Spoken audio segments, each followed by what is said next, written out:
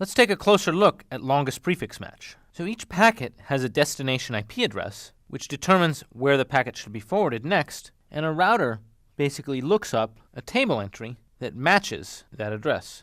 So for example, a forwarding table might have a number of prefixes in it, and many of these prefixes might be overlapping. But when we see an IP address that may match on one or more prefixes in this table, we simply match that IP address to the entry in the forwarding table with the longest matching prefix. So the benefits of CIDR and longest matching prefix are efficiency, since prefix blocks can be allocated on a much finer granularity than with classful interdomain routing, and the opportunity for aggregation if two downstream networks with more specific or longer prefixes should be treated in the same way by an upstream network, who might simply aggregate two contiguous shorter prefixes into one forwarding table entry with a shorter prefix.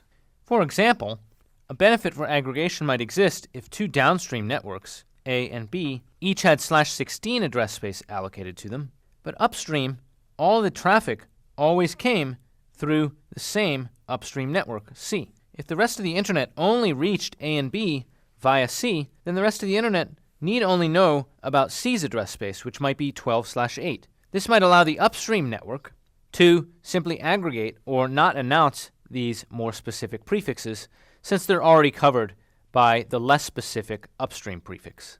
Now, CIDR had a significant effect on slowing the growth of the internet routing tables from 1994 to 1998. So from 1994 to 1998, we see roughly linear growth in the number of prefixes in the internet routing table. Around 2000, fast growth in routing tables resumed. You can see that growth here, once again, started to pick up. A significant contributor to this growth was a practice called multi-homing.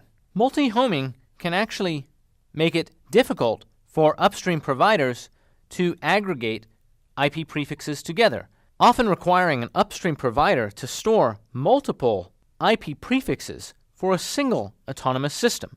Sometimes those IP prefixes are contiguous and sometimes they aren't. Let's take a quick look at how multi-homing can stymie aggregation.